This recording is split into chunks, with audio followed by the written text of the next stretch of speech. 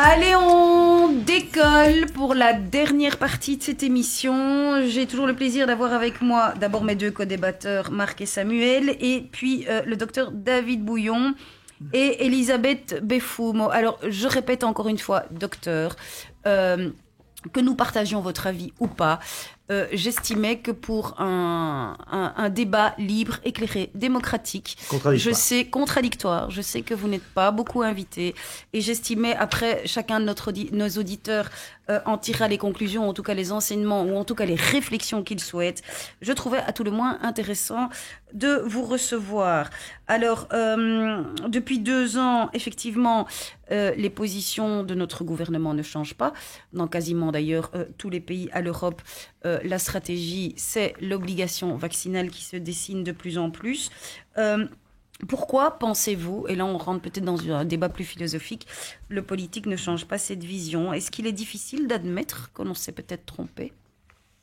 On s'est trompé. Est-ce qu'il est difficile d'admettre qu'on s'est peut-être trompé de stratégie? Mais alors c'est grave, parce qu'on est devant des vies, on est quand même devant des soins intensifs. Ce pourquoi il est difficile d'admettre qu'on s'est peut-être trompé, c'est ça ma question. Mais il vaut mieux reconnaître son erreur maintenant, parce que je ne comprends pas qu'avec une expertise, avec des témoignages, avec tout un ensemble donc de documents réels, qu'on puisse pas entendre un débat contradictoire, qu'on peut pas créer un débat contradictoire.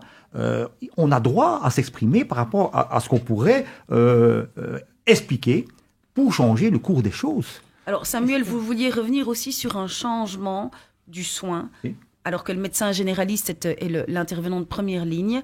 Comment est-ce qu'on soigne aujourd'hui? Par consultation téléphonique? Par consultation téléphonique, oui, ou à distance. Enfin bon, il y a 25 000 questions. Comment est-ce qu'on soigne aujourd'hui? Comment est-ce qu'on soigne demain? L'état de l'infrastructure, l'état de santé du personnel soignant, les médicaments, enfin bref, ça devient épouvantable, non? Mais en tout cas, ça est-ce que le virtuel est la clé? Les menaces... Attendez, je vais répondre franchement, c'est une question de liberté. Donc ça veut dire que maintenant, si on peut maintenant consulter à distance, pourquoi pas? Mais nous ne le faisons pas. Ouais, excusez-moi. Comment est-ce qu'on prend une tension à distance? Comment est-ce qu'on fait une prise de sang à distance? Comment est-ce qu'on prend des paramètres d'oxygène à distance? Non, mais voilà. Donc ça veut dire qu'on est dans une spirale où on n'examine pas donc les patients pendant les 10 premiers jours, d'Afalgan à domicile. Donc évidemment, si on est dans ce cadre politique-là, alors on n'a pas besoin de médecin pendant 10 jours. Alors la consultation à distance tient la route. Donc mes confrères, ils ont suivi le protocole et je les respecte. Mais si maintenant, par notre expertise, il y a vraiment la démonstration que plus on examine tôt et plus on met ce protocole en route tôt et qu'on sauve des vies, qu'on évite les hospitalisations et que le patient est pris en charge, donc c'est le patient, moi, qui est vraiment le nœud du problème, alors pas de souci. Moi, je n'ai pas fait une seule consultation à distance. Ni encodé, ni rien du tout, à 20 €. Marc, est-ce que... parce que alors, Marc, on a dit les enfants, on a dit les étudiants, on a dit ceux qui respectaient pas le couvre-feu, puis on a dit les personnes âgées. Je pense qu'on a trouvé plein de coupables et plein de responsables depuis le début de cette crise. Marc, est-ce qu'aujourd'hui, les non-vaccinés sont-ils réellement responsables de la prolifération de l'épidémie? C'est un petit peu, voilà, ici, maintenant, M. Bouillon, c'est un petit peu la question. De nouveau, une question cash, une question très précise, très claire, parce que ce sont les grands titres des manchettes des journaux, les grands titres des grandes déclarations, qu'elles soient politiques ou gouvernementales. On essaie de monter les vaccinés contre les non-vaccinés.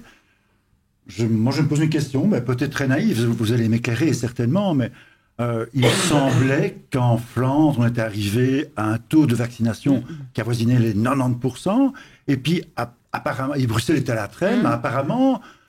On reprend tout à zéro. On va remettre les gestes barrières, on va remettre les masques, on va remettre les vaccins, les 3e doses, etc. Et on a une flambée d'épidémie chez les Flamands. Voilà. Donc, apparemment, le vaccin n'est pas la panacée. Mais ça, je pense que vous l'avez dit, nous l'avez expliqué. Là, je vous en remercie, évidemment, par rapport à ça. Cet éclairage, hein.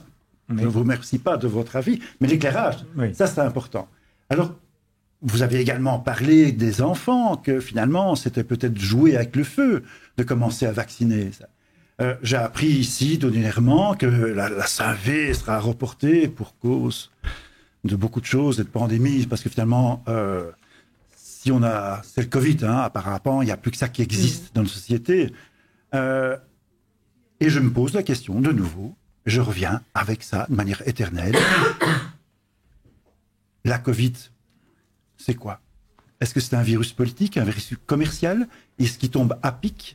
Je n'en sais rien. Loin de moi d'essayer de vous juger. Voilà, je voudrais apporter une précision à la question de Marc. C'est que en France, on en a parlé au téléphone quand on a préparé cette émission, il y a un rapport qui est sorti, alors qui a fait toller, parce que je pense qu'il a été mal interprété sur les réseaux sociaux, et vous m'en avez donné explication. Un rapport qui dit qu'on n'a eu que 2% d'hospitalisés Covid en 2020. Alors du coup, les gens disent... raccourci clavier, c'est qu'on a eu 2% de malades.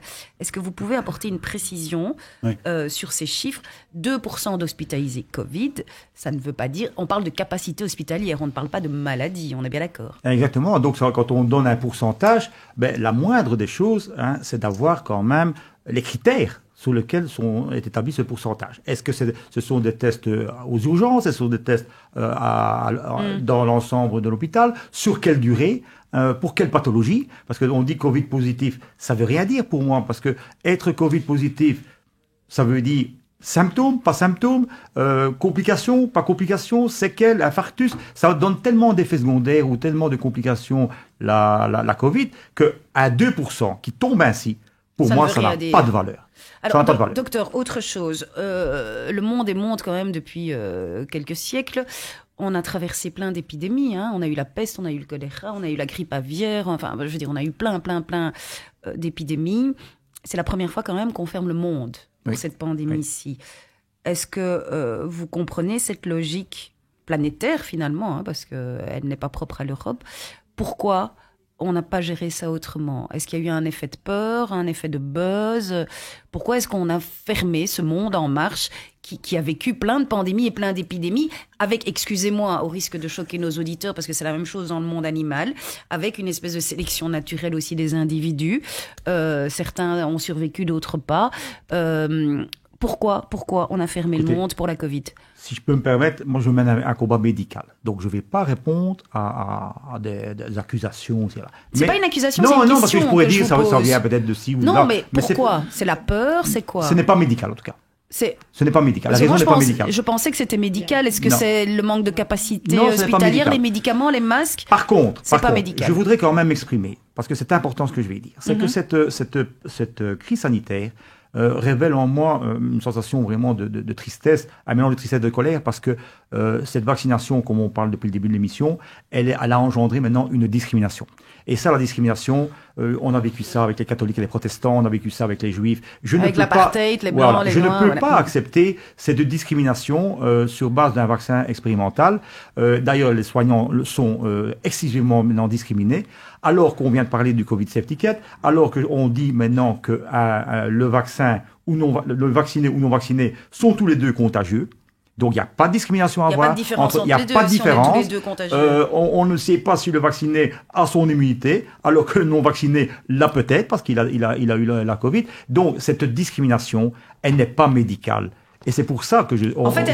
Elle n'est pas fondée sur des données objectives. Exactement. Et pourquoi, si j'avais tort, c'est la question que je pose maintenant, si j'avais tort, pourquoi est-ce qu'on ne m'entend pas? Puisque j'ai déjà rencontré des ministres antérieurement. Pourquoi? Avec une expertise. Non, c'est l'inverse. Si vous avez raison, pourquoi est-ce qu'on ne vous entend Exactement, pas? oui. Non, parce que si j'ai raison, si j'ai raison, on va pas m'entendre justement. Oui, non, c'est moi qui ai raison, excusez-moi. Si j'ai tort, on va m'entendre en disant il a tort, on l'a reçu et on continue comme ça. Non, moi je demande d'être entendu avec l'expertise, puisque M. Facon dit que c'est une bonne expertise et d'autres professeurs. Donc je demande simplement qu'on m'entende et qu'on dise on s'est trompé. On va quand même écouter le docteur Bouillon. Et peut-être avec le docteur Bouillon et le gouvernement... Je tiens quand même à préciser que vous n'êtes pas le seul à penser comme ça. Non. Vous êtes quand même plusieurs médecins. Non, c'est pas penser. Non, mais vous n'êtes pas isolé, je veux dire. Non, vous n'êtes pas seul. Vous ne comprenez pas ce que je veux dire. Si, j'entends bien ce que vous dites. C'est difficile. C'est parce que nous avons un protocole tellement précis, tellement complet, avec des témoignages, avec des chiffres. Docteur, je suis bien d'accord avec vous. Je dis simplement que... à penser à appliquer ce protocole, vous n'êtes pas le seul. Non. Vous n'êtes pas un personnage isolé, vous n'êtes pas un hurluberlu. Non. Et de toute façon, les preuves sont là. Vous avez des contacts aux États-Unis, vous avez des contacts au Canada, vous avez d'autres confrères qui pensent comme vous. C'est ça que je voulais dire. Bien sûr. Et être entendu quand on essaie d'améliorer cette crise sanitaire, pour moi, c'était quand même quelque chose d'évident, parce qu'on doit travailler ensemble. Ici, ce qui se passe dans cette crise, c'est que le terrain, la première ligne, n'a jamais été entendu. Donc il n'y a pas que moi, il y a d'autres, je pense au professeur par exemple Watley, il n'a pas été entendu non plus. Et donc pourquoi n'entendons pas les personnes de terrain, les personnes qui sont en contact avec les pour patients reprendre, Samuel, je vais vous donner la parole, mais 2 secondes parce qu'il nous reste 4 minutes. Et pour reprendre un terme guerrier, puisqu'on utilise un vocabulaire de guerre, c'est clair qu'en général, c'est les fantassins et c'est les soldats de première ligne qui font souvent la plus grosse partie du travail. Depuis 20 mois, donc je peux dire, on a connu l'HIV, on a connu d'autres grosses pathologies, mais ici, ça fait 20 mois, on est en première ligne, on a mis un protocole, pourquoi ne pas être entendu? Alors, et Samuel, on a raison, on a tort. Samuel, il nous reste 4 minutes et je voudrais quand même placer vos 2 citations. Je voudrais résumer, s'il vous plaît, à l'attention de nos auditeurs, que le docteur Bouillon et que Elisabeth Beffumo, vous avez un protocole qui valorise, je vais résumer pour nos auditeurs, 3 piliers d'intervention. Donc, le premier pilier d'intervention, c'est bien sûr les gestes barrières, la distanciation sociale, les masques, etc. pour ne pas... La bonne information. Et la bonne information l'immunité. pour ne pas diffuser le virus et l'immunité. Ça, c'est le premier pilier que vous respectez. C'est ce qui a été mis en place par le politique. Second pilier, c'est la prise en charge immédiate, tout de suite, de première ligne, sans attendre ces fameux 10 jours où on dégénère et où on termine à l'hôpital. Et le troisième pilier, mais qui vient en roue de secours, c'est l'hôpital, mais qui est le dernier filet quand on n'a pas su faire mieux avant. Ça, c'est vos 3 piliers.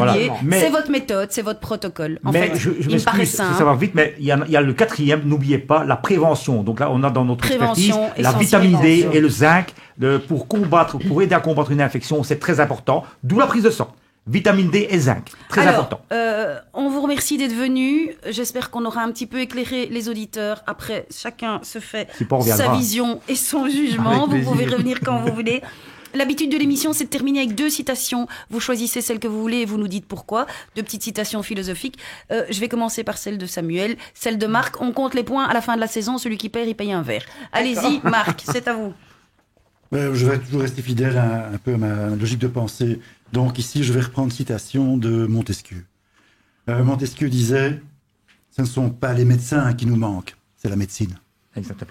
Et Samuel, Exactement. Attendez, parce qu'il faut choisir. Samuel. Bon, il a raison, mais lui, c'est plutôt dans le registre historique. Hein. Moi, sur le plan pratique, le gros problème avec l'immunité naturelle, c'est que personne n'en devient riche. Oh. Alors, vous choisissez laquelle? Ah, je peux pas donner la mienne alors? Ah non. Ah, je pensais que je devais demander une. Ah non, un des 2. Médecine ou immunité? Médecine. Médecine, celle de Marc, pourquoi? Ah, parce qu'elle est totalement dans notre vision des choses. Hein, Répétez-la, Marc, s'il vous plaît. Et donc je dis, ce n'est pas une citation Montesquieu. de ma part, c'est Montesquieu. Hein, donc ce ne sont pas les médecins qui nous manquent, c'est la médecine. Exactement, puisque c'est le cas aujourd'hui. Donc en réalité, les patients manquent de médecins aujourd'hui, puisque nous avons des personnes qui viennent des 4 coins de Belgique, ils appellent le médecin, et il suit le protocole, reste à la maison pendant 10 jours, mais ils sont en souffrance, ils sont en douleur, ils ont de la température. Et ils ne suivent pas leurs patients. Exactement. Et donc, ici, nous avons vraiment de la médecine à 100%, même jusqu'à donner de l'oxygène à domicile. Donc voilà, donc c'est la médecine. Et quand on dit médecine, c'est aussi ne fût-ce que parler au patient, ne fût-ce que écouter le patient, ne fût-ce que le soulager. Ce n'est pas toujours que des diagnostics. De manière holistique de voir les choses. Exactement. C'est le corps, c'est l'esprit et le corps. Donc, parce que il y a beaucoup de personnes qui sont en burn-out, qui sont en dépression parce qu'ils ont peur pour leur place au mois d'avril. Donc vous êtes dans une forme de prise en charge résiliente. Ah oui, et on est en souffrance parce que les soignants non vaccinés aujourd'hui sont en souffrance. Et ça, je peux pas admettre. Merci Docteur Bouillon, ça a été un peu court, mais on vous réinvitera. Merci Elisabeth, merci à tous les deux. Bonne continuation dans votre combat, dans votre volonté de nous faire voir peut-être la médecine et le traitement de cette pandémie différemment. Merci Marc, merci Samuel. Samuel, il va falloir vous rattraper parce qu'au niveau citation, vous êtes, excusez-moi, on est à 7 pour Marc et à 3 pour Samuel. Bon, il vous reste quelques émissions jusqu'à Noël pour vous rattraper. Entre parenthèses, la nôtre, c'est toujours la même. Dites-nous. Si tu ne vas pas à la Gardère ira à toi. toi. Si tu ne vas pas aux soins de santé, Les soins de santé Voilà, viendront à toi. voilà, tout à fait. Merci beaucoup, Joli. docteur Bouillon. Merci. La semaine prochaine, autre registre. Après 50 jours de procès attentat de Paris, ce sera le 50e jour. Nous recevrons monsieur Georges Dalmagne parce qu'il a fait partie de la commission attentat Bruxelles. Un autre sujet aussi compliqué et difficile que nous abordons la semaine prochaine. Merci beaucoup. Au revoir les auditeurs, Portez-vous au revoir tout le bien. monde. Au revoir. Geste Au revoir. barrière. Ciao, ciao.